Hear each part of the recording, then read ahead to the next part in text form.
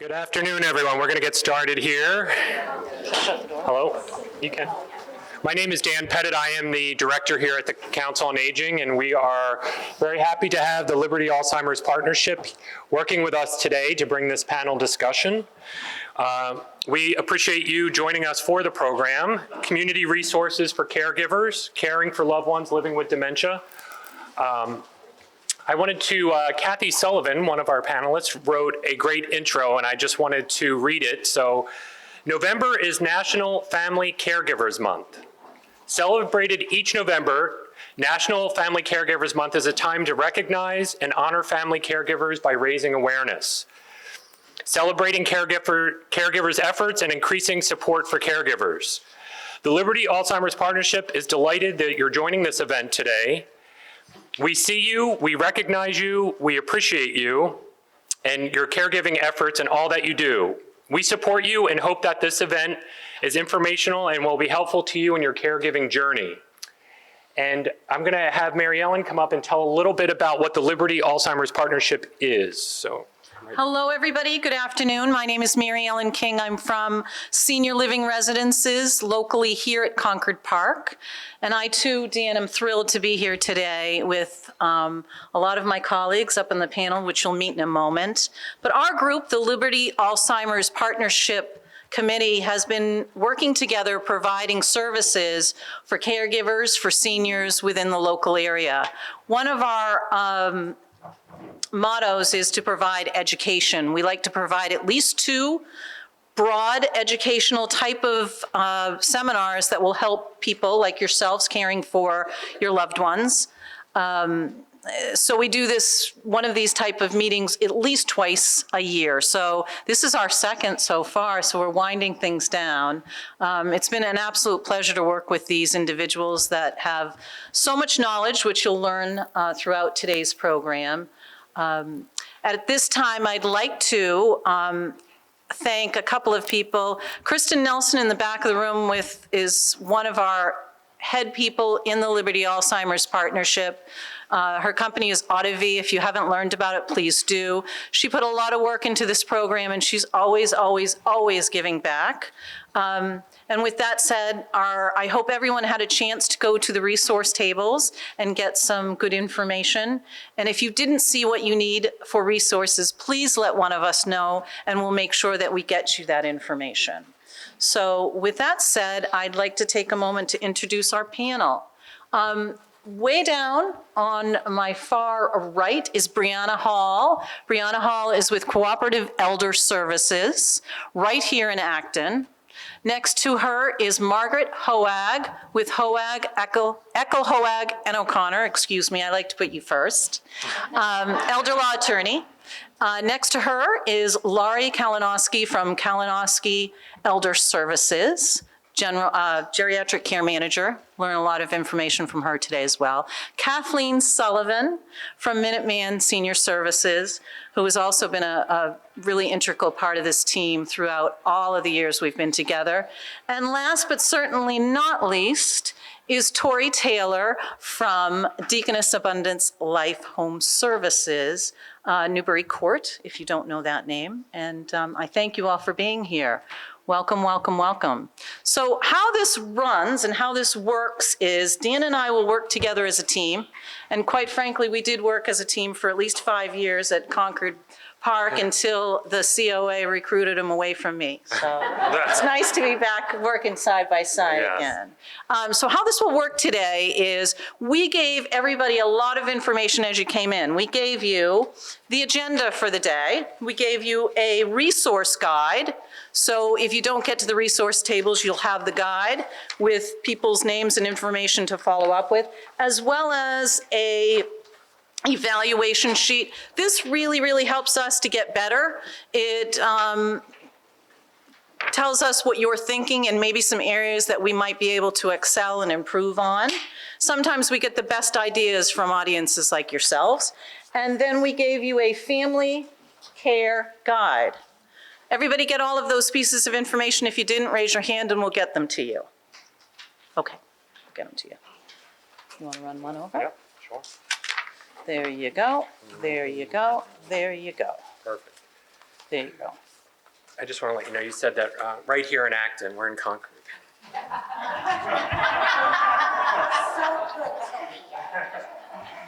You know, anybody else would never correct me like that, but he can. All right, you're in for it. You're in for it. Right here in Concord. All right. So how this is going to work is we're going to ask you to provide us with some questions for the panel. I can get things started with Dan. What are you looking for? No, there was just one. Anybody want to break the ice and start the questions? Anybody have a question they want to ask? If you don't want to ask it in person, you can write it down on your card. I will be collecting the cards, or Dan. Yep. Boy, nobody wants to know any. Well, I have a few questions. Okay. With all the Alzheimer's that's out there and all the reading material, there's not a lot that explains the end-stage Alzheimer's. I'm wondering how we can fix that. Great question. If you didn't hear the question, it's about Alzheimer's end stage. How do we deal with that? How do we work with that? And what is the best way to help our loved ones that are experiencing that? Okay, we're starting right at the very beginning with that. So I am going to refer first to Dan on that question, and I'll tell you why in a minute, and then we'll get to the panel. Yep. Dan actually, when he worked with me in Concord, was the director of our Compass Memory Support Neighborhood, which housed 20 people with all stages of Alzheimer's. He ran this program for us for well over 5 years. He's got more experience than I think any of us. Well, Beth, to answer your question, and it's going to sound like a non-answer, but it's true. If you work with one person with Alzheimer's, it's one person. Everyone is so different, and it's really hard to say. There isn't a roadmap for every single person. It's not the same for everyone. When I worked there, over my 5 years there, everybody was different. Some folks, at the end stage, what you're talking about, when they're no longer able to communicate or they need assistance with eating, that, there was someone that I'm thinking of that lasted for a few years. But then there's other folks where they never get to that stage. There could be something else that happens, but it really depends on each person and where, how. So it's hard to say. There isn't just like a roadmap for that. Everyone is different. It can last for years, like I said, or it could be short. They say the average time from the diagnosis until death is around 8 to 9 years. But that could also be debated because before you show your first symptom, it could be in your system between 10 to 15 years. So it's hard to really pinpoint how long that is, but everyone is different when it comes to that. I don't know if there's anybody on the panel who wants to add to that. I was only going to add that I think that you as the caregiver can certainly make a determination if you need additional services, if you need more care to come in, if you'd be better off having your loved one go to a program like Dan had. What is the best solution that works for you? And we always forget about ourselves. We do. We're the caregivers that forget about ourselves. Anybody else want to add anything? The one thing that I would add, and I think maybe you were looking for some, so everybody is different, like Dan said, and people have different paths that they use. So some people are in a memory unit, and some people are able to keep their loved one home as long as it's safe. And there are some resources that are out there for that. The person could go on hospice. And like Dan said, somebody can be on hospice for a very long period of time.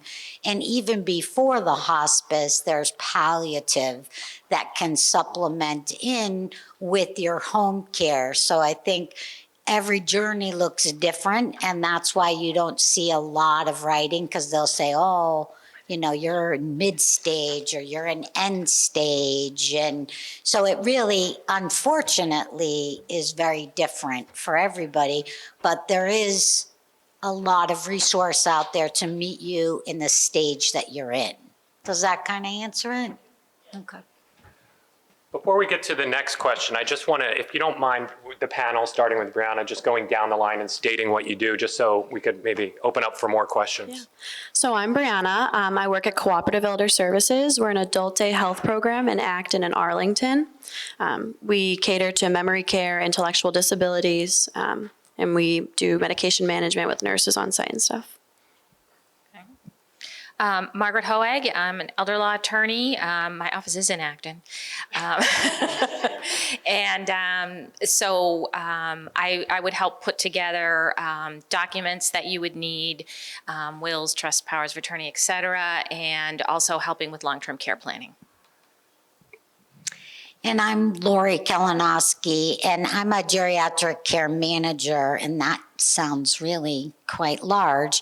I'm that person that has a little bit of knowledge for everything, but more importantly, I know where to send you for the stages. So somebody in my position could come out, do an evaluation at the house, and give you support. A lot of folks don't have children in the area. I kind of become that family member, and I jokingly say to families, like, I can never say no, so I'm available. And which we'll get to, I think, talk about, is I can help you create that backup plan, that emergency, what happens when you're the caregiver caring for someone. Hello, I'm Kathy Sullivan from Minuteman Senior Services Caregiver Support. I have the pleasure of working one-on-one with caregivers to talk to them about their caregiving journey, to understand what the challenges are, what the resources might be helpful to them.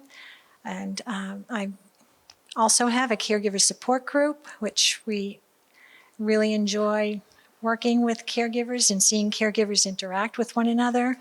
And Minuteman has lots of services. I'll be telling you more about them. But we're delighted you're all here, and happy Caregiver National Month of November. Good afternoon. I'm Tori Taylor. I'm the Director of Deaconess Abundant Life Services. We provide private care in people's homes, wherever home may be. It may be in your own home or in a senior living community. I'll also be representing and talking about senior living options, as in my prior life, I ran an assisted living as well that had a memory care component to it, where Dan started. Yeah. He gets around.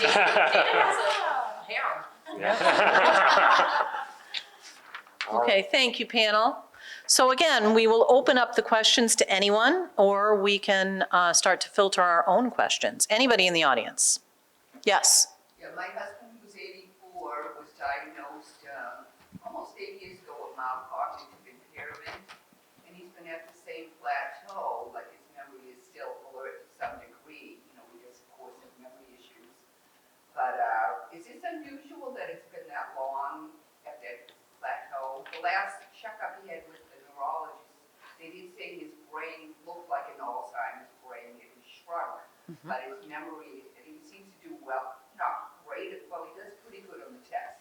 They were gonna perfect, after 7 years, he said they were gonna make a new test, because they thought, he had the same test that he maybe memorized. I don't know, but, I don't know. He does have serious walking issues, though, but I don't know if that goes hand in hand with, I know he did have a rupture down in disc, so that he's neuropathy in one leg, but the other leg, it got jerky and that kind of thing. That happened about a year ago.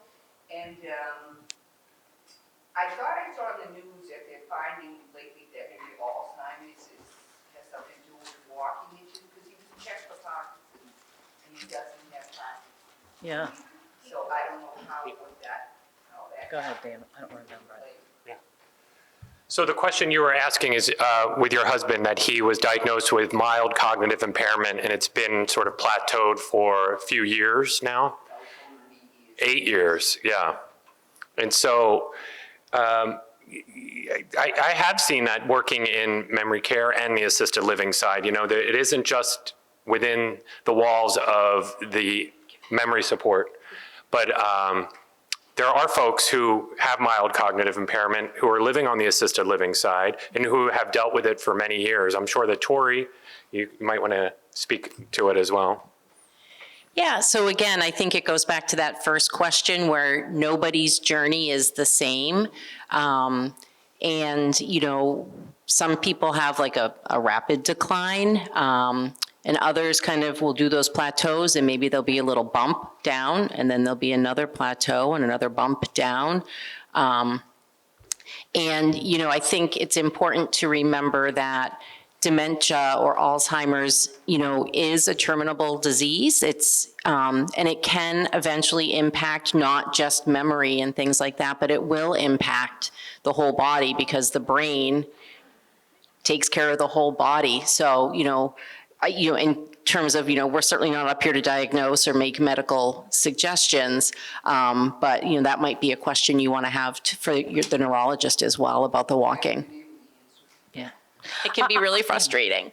I will say too, being in the assisted living arena and to what Dan said, we have more than not, we've had people come to live in a community setting sooner rather than later, not needing the memory support neighborhood yet, but getting into assisted living. Why? Why do I leave my home and go into assisted living? A lot of them do it just for that regimentation and keeping that consistency and having a busy active day. And I would say, in my experience, when we've moved people sooner rather than later and gave them that continuity, we have found that people eventually would go to memory support neighborhood, but not very soon after they've moved in, simply because of that regimentation. That makes. Okay. All right. Any other Great questions? question. All right. How does dementia and Alzheimer's, how does it affect people with Down syndrome, since they're now living longer? Yeah, I'm really, yeah, I don't have a doc, we don't have any, we didn't bring doctors today, I'm sorry to say. Brianna? Brianna, Yeah, Brianna. So at our adult day health, we definitely have had some people with Down syndrome who also have been diagnosed with dementia. I think that it makes it harder to manage behaviors. It makes it harder for them to tell you how they're feeling, you know, on top of that Down syndrome, and then add the confusion, you know, it definitely makes it 10 times harder for them, fortunately. Yes.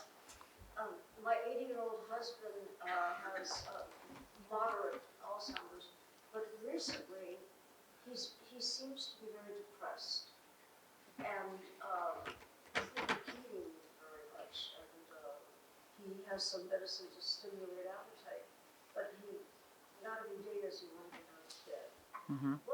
What wisdom do you all have about dealing with that kind of thing? Repeat the question. Yeah, got it. So the question here is the question is asking on her husband who has moderate Alzheimer's, asking how he wants to sleep more and not as engaged, and what's the recommendation for that? What can we do? Well, I would say Alzheimer's and depression go hand in hand because they're aware something's not right. They can't articulate what it is, but something is not right, so it's depressing. I think Mary Ellen was pointing out a very good thing when she said, you know, people move sooner than later. The saying that you hear, use it or lose it, is so real, you can't even imagine. So I would say to you, if you're going to try to keep him at home, some of the things you could consider is a day program, because that kind of, you know, people get up. For example, my husband doesn't have dementia that I'm aware of, but my husband retired 5 years ago, but John still gets up at 5 o'clock in the morning. He doesn't need to, but that's been a lifelong routine. So your husband maybe now has kind of fallen into a pattern. So getting up and going to a day program, for example, sometimes can be very beneficial because it's getting up, they have a purpose. We say, hey, that's your job, you gotta go, the van's gonna pick you up. And if that's not something, because a day program is not for everyone, I would try to set up some kind of routine in the house that sets it up. The other thing is, I wonder if you've noticed it more since the time change, because it gets dark a lot earlier. So some of the tricks we do is we put on a lot of lights, have those lights up, maybe some energetic music. So it's things that are a lot more work for you, but that can help. I think I like too, sorry, Dane, No, it's okay. being with other like people, That's what I was I think gonna is say. huge. I think that, my best fame to claim was I had a family member that wanted to move their loved one in, thought it was too soon, not gonna do it, not gonna leave the house. And it was a 2-year span. Finally, 2 years go by, the daughter says, I'm ready, I can do it now. Move the woman in, the mom came kicking and screaming, didn't want to come, not going. Oh, it was so hard the first 2 hours of the day was hard. Came to the end of the day, long story short, and the new resident said to me, Mary Ellen, I love this place. And I said, wow, what did we do? Tell me what we did that was so great. And she said, that woman that you had me sit with for lunch, she told me the same story 5 times. This woman only repeats herself once or twice. She said, she's way worse than me. But the point of the story was she felt okay. Right. I'm with other people that have similar things that I have, and I felt comfortable, and I was with like people. She's doing marvelously, by the way. She's happy, but I think a day program can do that. I think that certainly Laurie, being a geriatric care manager, and her team that helps people with Alzheimer's are wonderful. Just to be around like people is so helpful, so helpful. Right. Kathleen? I would add to that engagement. Yes. Because a person who has dementia is not able to initiate. So what we really need to do is set things up for them, maybe get them going, but to help them stay engaged in some type of activity. And activities can be anything. It can be folding towels, it can be sorting change, anything that just helps them to feel connected to some type of activity can be really helpful. And having home care come in as well, somebody who could maybe do activities with your loved one, because it's hard as a caregiver to be doing all the things that you're doing and then to also be trying to set up activities. So I can just say from a personal perspective, both of my grandmothers and my father all passed from Alzheimer's, but my father in particular was fairly young, and as he was progressing through his disease, he loved to look through his high school yearbook, and he would tell you the same story every day, but like, remember that guy? Because that's like, those were like his glory days. So like, find something that your husband really wants to talk about or look at, or and that can really just kind of spark some of that kind of remembrance and reminiscing as well. I was just going to also say that, as humans, we all need a sense of purpose, right? No matter if we have Alzheimer's or not. And I think so many times that we think that we need to do something for our loved ones, but letting them find whatever that sense of purpose is, and it doesn't even have to make sense. It could just be simple task, but feeling like I'm needed, that I need to do something.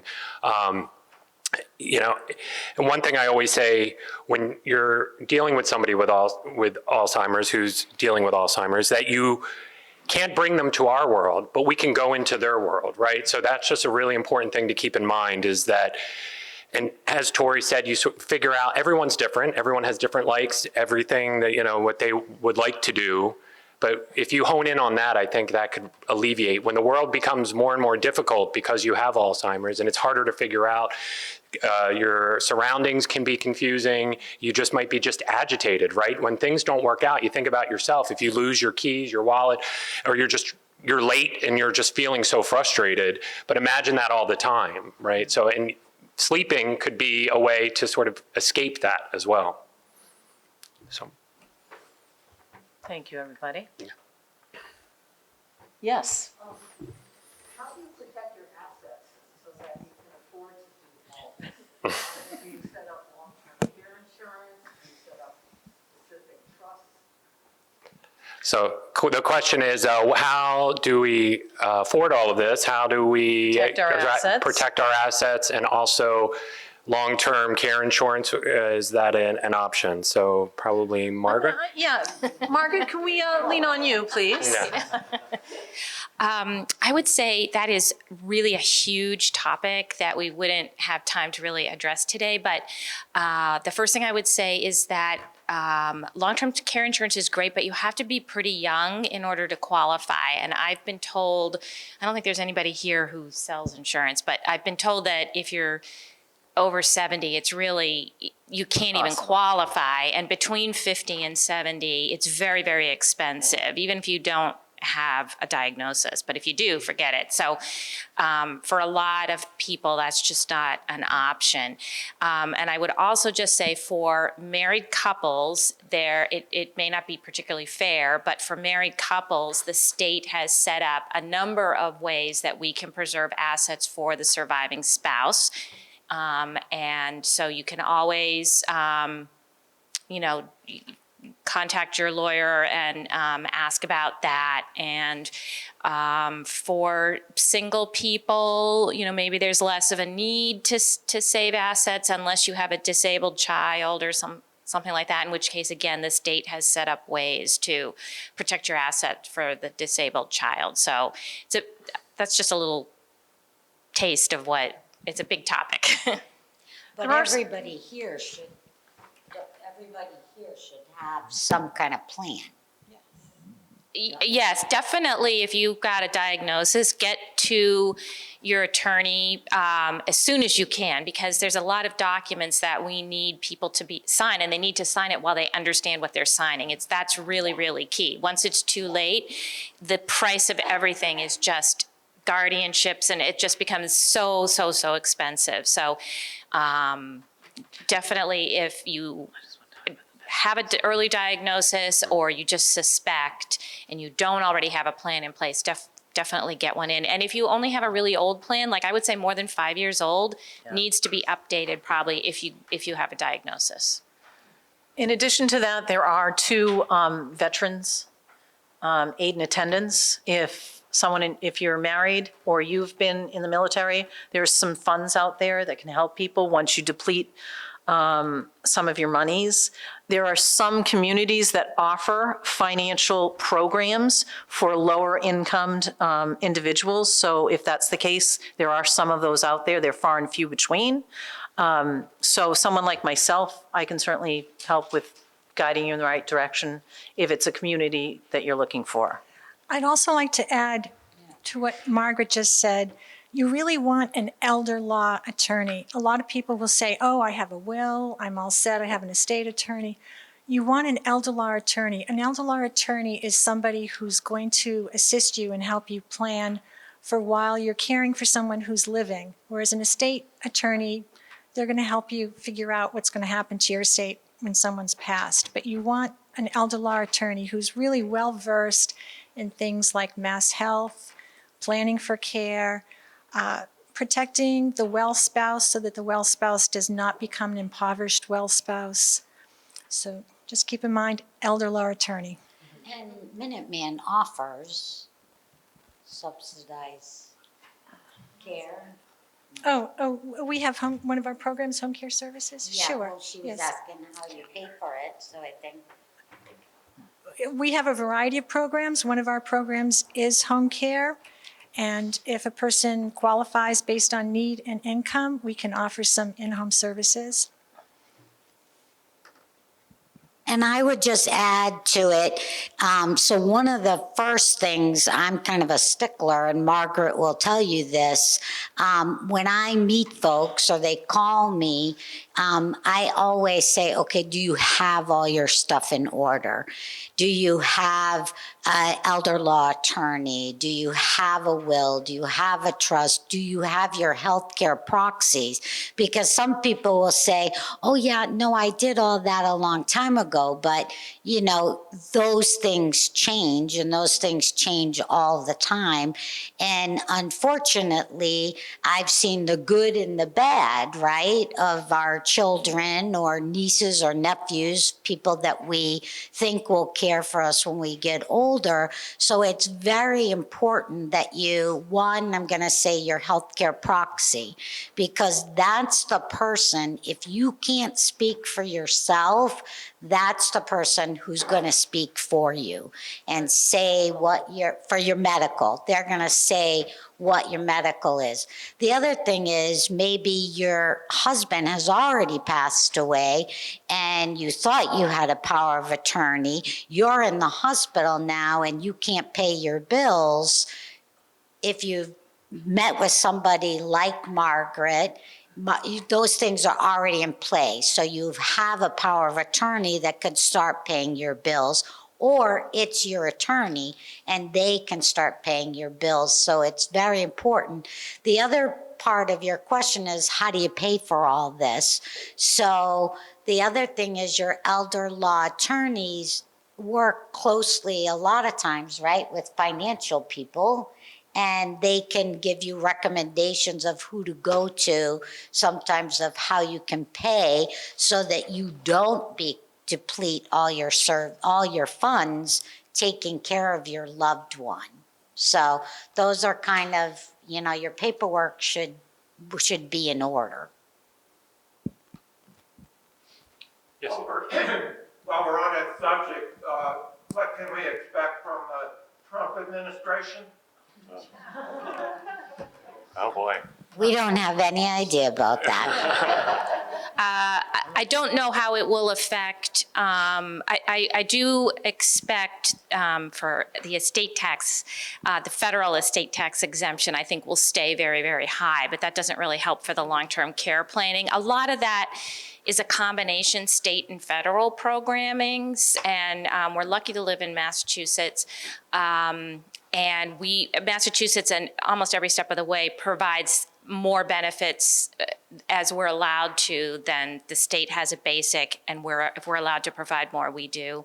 I don't think that will change here, but yeah, for the federally funded portion, I have no idea. So we're at the mercy of you. Yes. Hi, I'm interested to know how each of you, specifically adult day health and home care agencies, residents, senior living residences, how have you invested in dementia care, dementia training specifically, excuse me? Maybe you can comment on Team Snow, or if any of your staff are certified dementia practitioners. Yep. The question? Okay, so your question was for the day, adult day help and for assisted living. Yeah, it's okay. We want to get it on the mic, that's why, just so everybody can hear it. And what is the training that you have for dementia? Are folks aware of TIPA Snow? And is any folks certified dementia practitioners? So personally at our adult day health, I don't believe we have any dementia practitioners. We do participate in quarterly, monthly trainings, whether that's de-escalation, dementia training. We have an 8-hour course coming up in January. And we take a lot of input from the staff and what they want to be trained on, whether that's activities, de-escalation, redirecting, how to deal with aggressive behaviors and things like that. So, I took a class with TIPA Snow, and it's life-changing. I did as well. TIPA Snow has some excellent online videos. Yeah, YouTube for TIPA Snow. YouTube, Yeah, yes, if you need wonderful. caregiving. Yeah, Yeah. TIPA Snow. Yeah. So I can, Yeah. I'm not quite getting the terminology you're using. Teepa, her name Teepa. is Sorry. Teepa Is her first. Snow. And who is this person? She is a world-renowned dementia expert, teacher, trainer. She's worth Googling. She's amazing. She's, what's the, Teepa Snow? Is snow, like falling snow, S-N-O-W. Yeah. But yeah, she really puts herself in the shoes of someone with dementia and how you interact with them. It's amazing to watch, so. No, she's, I believe, in the South, but she does travel for trainings. Yeah. So back to the, the initial question about, in home care agencies or assisted living or memory care communities, I can only speak to my agency in particular and the senior living communities that I've worked in. But, for us, we have, over 150 caregivers that work for us, and those who want to work with our dementia clients have to participate and complete an 8-hour dementia training course, which we've done Train the Trainer through the Alzheimer's Association, so the habilitation program. And if somebody works in a memory care community, they obviously have to be trained in dementia. And a lot of the folks in assisted living, I can speak for Newbury Court because they were doing orientation today. Anybody who is a direct hands-on caregiver or works, with clients also needs to complete that 8-hour dementia training. Again, any place that you go or any agency will have different requirements in the state of Massachusetts. Private home care agencies are not regulated. So pretty much anybody can hang up a shingle and say they're a home care agency. So it's definitely worth doing your homework and, checking out those agencies, getting, recommendations and things like that. But, I think it's a great question to ask for whoever you're working with. What is your training? How do you support your caregivers? That was a good question. Good question. Any other questions? Yes. With the home care, how do you pay for that? Is there a big difference from one group to another providing that? Okay. The question is for home care. How do you pay for it, and is there a big difference from one agency to another? Yep. Okay. So a lot of the home care agencies are private pay. And again, I think it's doing your due diligence, calling different people, getting that, I used to say when I worked in assisted living, it's almost like touring colleges. Some place just feels like the right fit, some place doesn't. And we all work really closely together. We're all running the same circles. There's enough clients for all of us. In terms of paying for it, folks who have long-term care insurance, check with that home care agency to see if they can help you get the paperwork that you need to submit for reimbursement for long-term care. Kathy will talk about the ASAPs as well, but the majority of home care is private pay. And every agency, and there are veterans benefits as well. But every agency's about in the same ballpark, but I also would caution folks that, I don't want to say you get what you pay for, but, if somebody's really low cost, that you might want to give it a second thought. Does the state have any programs to help with that? Why, thank you. Yes, Minuteman Senior Services offers a home care program, and it's based on need and income. And if you call Minuteman Senior Services and talk with our information center, they can help you understand if you're eligible and what we can provide in terms of some home care services. The cost is on a sliding scale, so it is based on income. Kathleen, can you share some of the, Meals on Wheels share Oh, some of the sure. services, Oh, please? yep, absolutely. So at Minuteman Senior Services, we have a variety. We have over 20 different services. It's just a wonderful organization. We have the Information Center. They provide, they're really our gateway into Minuteman. When you call them, you'll speak with somebody and they will describe services.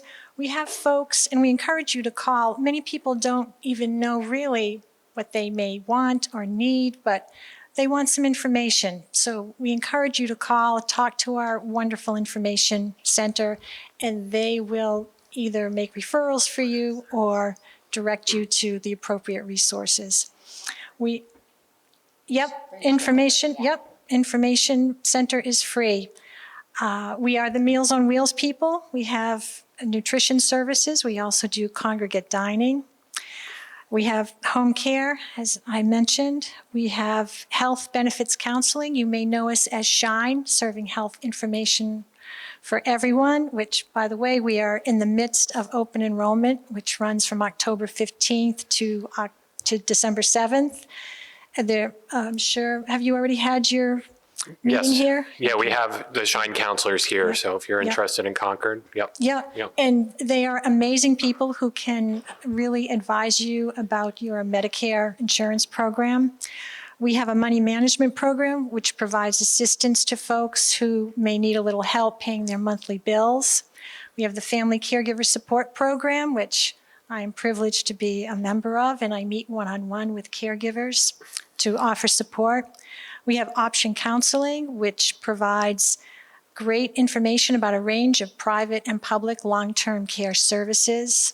We have Elder Protective Services, which investigates allegations of abuse, neglect, or financial exploitation. We have a nursing home ombudsman program, and the ombudsmans go into nursing homes and they visit on a regular basis. And they are a voice for the residents if there are any concerns or any issues that have arisen for a particular resident. And we have a healthy living program, which is just an amazing program. We have offering programs like Powerful Tools for Caregivers, which is a 6-week program that caregivers attend, and it's just transformative because caregivers come out with a toolbox of great resources and they're better able to be caregivers, take care of themselves as well as their loved ones. And it addresses many of the challenges that caregivers face, emotions, how to ask for help, where to get help, how to accept help. It's a fabulous program.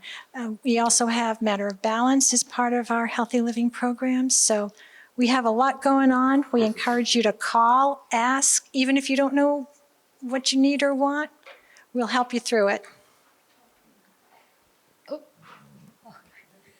I just wanted to add, I used to be on Minuteman's board, and I'm still on their advisory board. And almost everything that Kathy has said, you can access regardless of your economic need. There are only a handful of programs that have financial, and they're almost all free. Everything is free, really. It's all free. So, but I did want to. Somebody was asking about paying for home care. There is a Mass Health home care program that is also run through Minuteman, but you do have to apply to Mass Health for this particular program, and you only qualify if your loved one is so sick that they would need to be in a nursing home, but for the care that they would get at home. So they have to be very disabled, and this Minuteman will send a nurse out to determine if they meet that level of care need.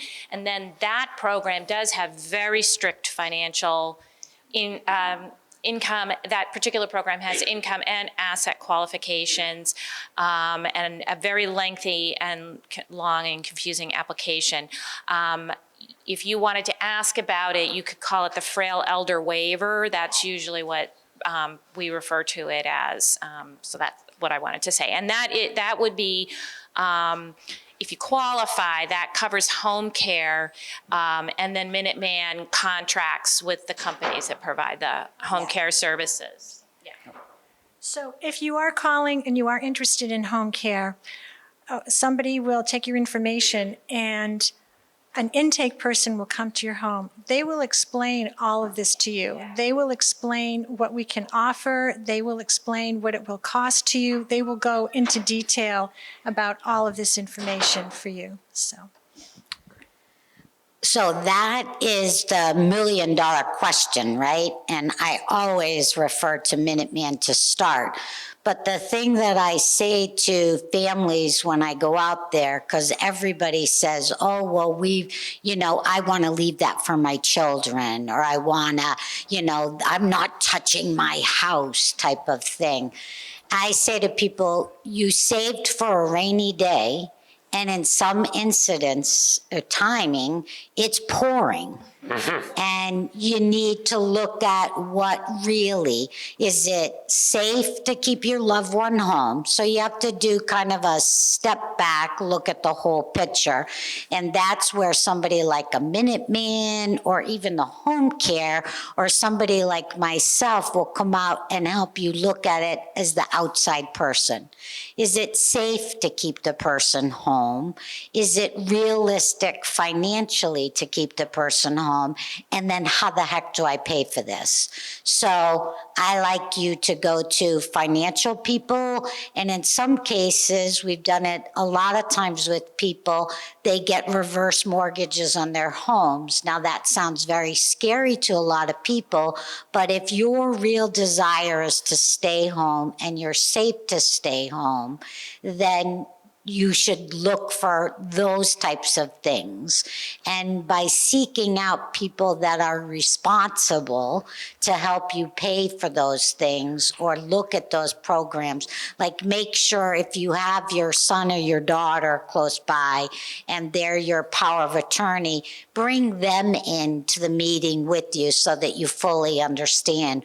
Or make sure somebody like a Margaret is there and they've also looked it over so that you know what you're getting involved with and doing. But it's a whole picture that you want to look at, but there are lots of services out there and it doesn't hurt, right? If you call and they say, nope, I'm sorry, you don't qualify, then you didn't lose anything, but at least you looked for that, you asked the question. I just want to add to that. That, in addition, if you call, say, Minuteman and ask about home care and you are a caregiver, if it's something that's not going to work with you through Minuteman, we will tell you about other resources. And there's always a referral to the Caregiver Support Program, which is what I do. And I'm happy to work one-on-one with you and talk about a variety of resources and also strategies to help in your caregiver journey. Perfect. Is there another question in the back there? I don't know too much about adult daycare and The question is learning a little bit more about adult daycare. Yeah. So we are a secured facility. We have one in Acton and Arlington. It's mostly catered to memory care, intellectual disabilities, injuries, brain injuries. We do have nurses on site, so they do medication management, monthly assessments. We also have CNAs that help in the restrooms with feeding. So it's almost like a senior center where we also have programming during the day. We have exercise, word games, physical games, crafts. We have people come in and play music. It's great, but it's also a step past the senior center. They're constantly being simulated. They're constantly being watched, keeping an eye on people, not letting people get up who can't walk alone. So it's almost like that next step. Did that answer your question? how long do people go there? Yeah, so some people are there for a year or two, and then we've had people there since 2006. So. Is it 5 hours a day? Oh, you mean time-wise, sorry. We're open 8:30 to 3, Monday through Friday. And do people have to do all 5 days? Nope, some people come once a week. We do have people come 5 days a week. We also have people that only come for part of the day. It's not, you have to be there or leave by a certain time. Yep, to surrounding towns, we do. Now, I'll just add, being a memory care director, it was a lot easier for people coming into the assisted living memory care world who had been in the adult program because they were used to that, and it was a great segue when they had to move into a memory care neighborhood that is also secured, that they sort of knew the routine already. Yeah. Yeah, it's almost like that middle step between after being home, trying to keep people home as long as possible, and then that next step a lot of times is memory care. Yeah. The question that was, do you have to pay for it? So we do accept private pay. Mass Health, Common Health, and Standard also covers 5 days with transportation. And then sometimes Minuteman or Springwell, the ASAPs, based on your income, will cover a day or two with transportation. Yep, yeah, ADH, yep. And then some long-term care insurances do cover. You just have to ask them about that. Yes. Oh, and that's the biggest thing, is that it provides respite for caregivers. They have their days. And, you know, those are the days that they get their appointments done. They get all their shopping done. They get to spend time with other family members. A lot of times they'll drop off, you know, a family member and go watch their grandchildren for the day. So it's really nice. Any other questions? Yep, go ahead. Is there accreditation for home care agencies? Yes, so in Massachusetts, there is the HCA, so the Home Care Association, and they do accredit home care agencies. So there's a certain criteria that you have to meet to become accredited through HCA. So I think that's also a great question to ask. If an agency is accredited through the Home Care Association. There is legislation on the books to regulate private home care in Massachusetts. It didn't make it through the last session. The Home Care Association is very much in favor of this legislation to put some more regulations on the private home care agencies. We are in agreement as well. Any other questions? Yep, I just want to add, when talking about adult day health centers, they are the best thing since sliced bread, I have to tell you. Because there's that, but along with that, with dementia, when a person is bored, that's when confusion sets in. And that's when you start to see agitation and you start to see behaviors come out. Back to the point that folks with dementia are not able to initiate. So if you can get them going, set them up in an activity. And this is what an adult day health center does. When they come, they are engaged the entire time. And that's so difficult for a caregiver at home to do 24/7. There's so much to do. So any activities for a person with dementia is just a key to helping to keep them calm, to help them feel safe, to just, purposeful engagement. It's absolutely necessary when you're caring for a loved one with dementia. In adult day health centers, memory cafes, there are videos. We can give you lists of activities, and an activity is anything that engages your loved one. Yeah, and I'll just add too, I think a lot of times people will say, oh, my loved one would never do that, right? They'll never do crafts, they'll never do exercise. But what was so interesting working in a memory care neighborhood is that so many people do, and then they're like, I can't believe my dad's doing crafts. Like, he was never that kind of guy. But it's much different. Your loved one with Alzheimer's is very different than your loved one that you may have known 30, 40 years ago. And how about, Dan, the individuals that come in and the adult children will say, my dad's really rough, he's not a nice person, he's gonna get mad at everybody, and he moves in or he comes to adult day health, and with us, they're not that person. And no one believes that. I have one gentleman that's lived with us for 6 months, and he constantly tells his family, this is awful. I hate it, I'm going home, the food stinks, I don't like it. I'd have to send videos every day. This guy has a ball. He's so enjoyable. He's not going to admit it to his family, though. Right. Because it wasn't his choice. The one thing I'd like to add about that is a huge benefit from a day program is really for the caregiver. Because it's not us making that up. It's statistically shown that the caregivers are the ones whose health declines faster, right? Because who's watching out for you? Your son or your daughter or your neighbor, they all think that they're looking out for you, right? Or they're watching it. Maybe you don't even want to bother them, but they don't notice it. But we're all studying everything that your loved one's doing, right? At the assisted living, nothing's missed, the day program, but you really have to take care of yourself. And, some people, like, especially women, we think we can do everything, no offense to you men, but we think we can do everything, right? So we're going to keep our husband home.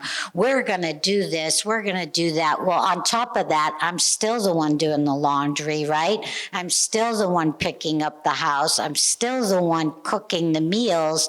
And that person with dementia may not be sleeping good at night. So now I'm up in the night. He's napping all morning. Well, lucky for him, because I'm still doing the 10 other things that need to be done. So looking at a day program is huge, or actually allowing yourself to ask your children or anybody who offers. If somebody says, oh, I could sit with so-and-so while you run to the store, don't say, oh, that's not necessary, because sometimes it really is, right? You could just get in the car, squeeze the steering wheel and scream, or you might just go around the corner to Dunkin' Donuts and sit and have that cup of coffee hot in peace and quiet. So we get that. Everybody sitting up here, we're a non-judgment zone. I say that to people all the time. And I was speaking to someone here today, and they said, well, my son and daughter are local, but they have kids of their own. They have small kids. They still want to help you. And if they knew that you needed help, they would call somebody like me, or they would call Brianna, or they would call and get the home care. We're pretty savvy to help. So you just really have to give yourself permission to ask for the help. Yeah. Hi, speaking from caregiver support, I have to say, when I work with caregivers and ask them how they are, how they're doing, they'll often say, wow, nobody ever asked me that. Usually it's about the care recipient. All the emphasis is on the care recipient. Well, in the caregiver support program, you are my client, and I'm here to work with you and to ask you how you're doing and to help you in your journey caregiving. And so many caregivers put themselves on the back burner. And over time, you start doing a few things, and then more and more, you're taking care of the house, the shopping, the cooking, the cleaning, the medical appointments, and you forget about yourself. You even forget who you are because you've now become a caregiver. Well, what we do in the caregiver support program is bring the focus back to you, because a healthy caregiver is going to be the best caregiver. The best gift that you can give your loved one is taking care of yourself. And I'm here to help you do that and to help you find ways to better care for your loved one, tell you about services, about resources, and also remind you, take care of yourself. How are you doing? Are you eating? Are you going to your medical appointments? What are you doing to stay in touch with the person that you are? What makes you feel like yourself? So it's so important for caregivers to think about themselves. And just as we all know, when you've flown in an airplane, when that oxygen mask comes down and they tell you in the emergency instructions, you put that oxygen mask on yourself first. And so we're here to help you do that. Thank you, Kathy. I think that, as Mary Ellen said, that was a great way to end it. You really need to take care of yourself. I will put in a plug, though, for the Council on Aging. Whether you're in Concord or not, we are, whatever town you're in, if your Council on Aging is a resource for you, social outreach teams, we can really direct you to the folks that you need. So we're here for you. But we thank you all for attending today, And what, oh, we have a question, sorry. Yeah. Yeah, this is being videoed, and thank you, Matt, for being here from Minuteman Media Services. Yeah. It will be on their YouTube channel. Yeah, and you can share the link and, yep, and watch it. And if I could ask everyone to please fill out the evaluation for us so we can make a good thing a little bit better. We And, also have the resources here. yep, the resource guides are yours to take. And anybody else have anything else? Wonderful job, panel. Wonderful, yeah, thank you Great for the panel. panel.